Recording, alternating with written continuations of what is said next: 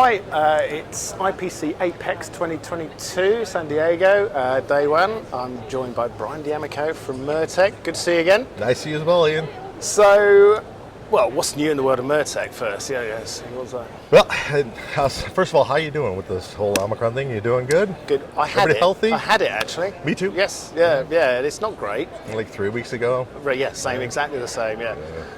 So in some ways I'm actually glad to have had it, because I was actually, probably for a lot of people coming here, I was a little bit edgy about travelling and the whole, risks of it, but actually once you've had it, it's kind of... I know. You know what? I gotta tell you, it's the same feeling here when I got it. I'm like, okay, that's okay now, right? Yeah. But then when you get here and all the protocols and you get the little wristbands, and I asked how many free drinks you get with this, and I realized there's none.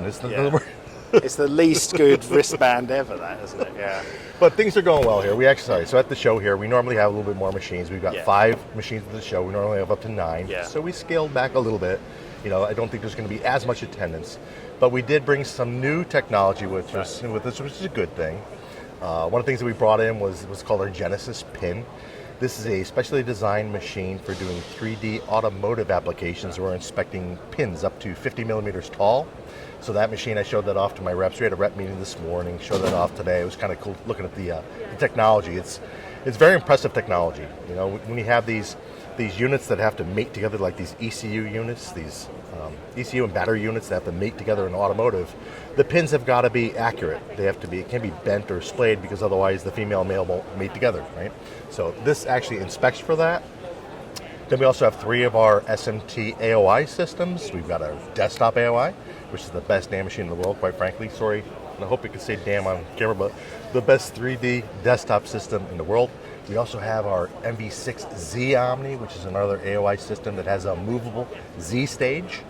The key thing here is that there's a lot of mixed technology on the board. A lot of taller devices, and if you can't focus on the writing on a taller device, or if you want to focus on the top of a pin, you really need to be able to move the Z-axis so you can focus on it, right? Because the depth of focus on these cameras, even though it's 25 megapixel camera technology, the depth of focus is very small. So you got to raise up the stage for focusing.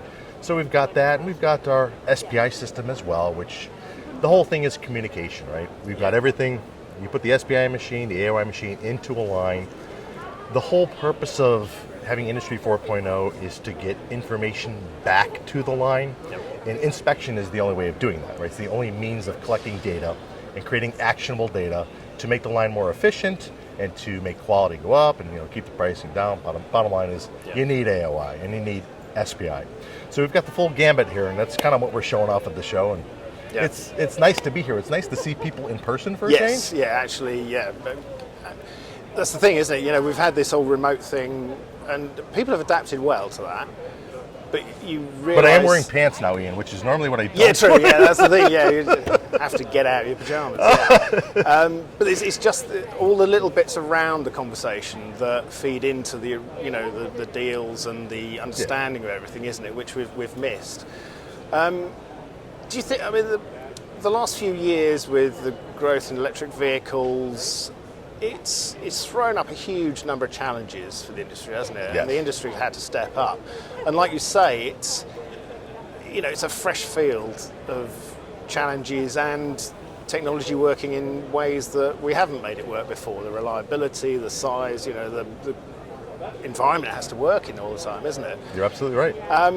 Do you feel you've kept ahead of the curve? Yeah, I'm going to tell you yes. And the reason why is one of the things that's nice about Mirtec is because our company is located, our headquarters is located in Korea. What we find is that in Asia, they're pretty much on the forefront of technology, which is always a good thing, right? So things tend to filter into like the US and to Europe slower than they do in Asia. It's almost like the proving ground. So our machines, when we design equipment, it's really for technologies that are future coming here in the US. And it's sometimes we are like, a year, 2 years behind with technology. For instance, wafer level manufacturing, where you've got die that are present along with SMT. That really took a while to get here into the US. It's becoming more prevalent. And that's one of those things where, once again, you really do have to have the right technology, because just a standard SMT application or standard SMT inspection can't really deal with these shiny die and these very small components. and system and package technology that's coming from Asia and making its way here as well. Those technologies, we're already addressing those technologies out in Asia. So here in the States, we're definitely ahead of that. In Mirtec, quite frankly, we are a 100% technology company. That's the whole sell.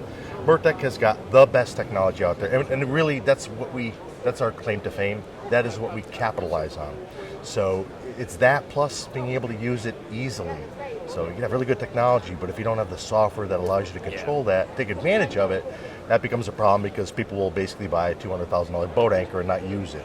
Yeah. So yes, I do believe that we're ahead of the curve for most of that technology, which is why we've been in business for over 21 years now. It's important, right?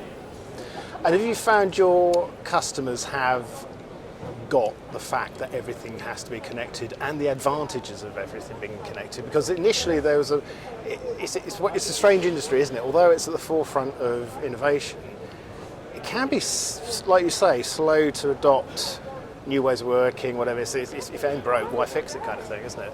I agree. I understand. I understand the question too. I hear that all the time. I think mainly customers they know what Industry 4.0 is about. It's all an education process. People are learning, right? And there's always, what's it about? What does it entail? And of course, our job is to help educate the customer on the benefits of that.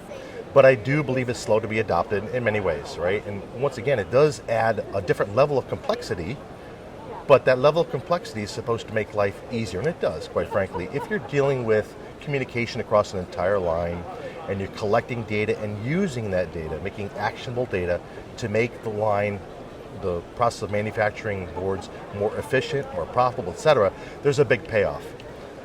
The trouble is that it's different than what people have done before. Yeah. So mainly what I'm hearing is, are the machines capable? What is your technology? What do you have to offer? And people will buy equipment based on, even sometimes on future, what they're looking to do in the future, because as they grow into it, as they learn more, they'll get to a point where they will adopt at some point. But it is kind of slow to go, and I find that more in the States it is slow to go. There's very few of our customers who are actually adopting it. Right. More are asking questions about it, and more are looking for an education from vendors like me as to what the benefits are. But I think that is something that is going to, in the future is going to be more. One thing that's actually helpful with that as well, Iain, is AI, artificial intelligence, because there's so much data that gets collected. Yeah. There's what's called machine learning. When you say artificial intelligence, it's not like you have Skynet and people launching shit. No. Bottom line is what it comes down to is we are collecting data, big data, and then from that big data, we're applying artificial intelligence to that, and then taking and creating process parameters that make the manufacturing process better. So as AI becomes more and more mainstream and gets better, quite frankly better, you get to the approach where it'll start to be as good as a really good process engineer. Yeah. Because customers, they have a good process engineer and then they lose that guy.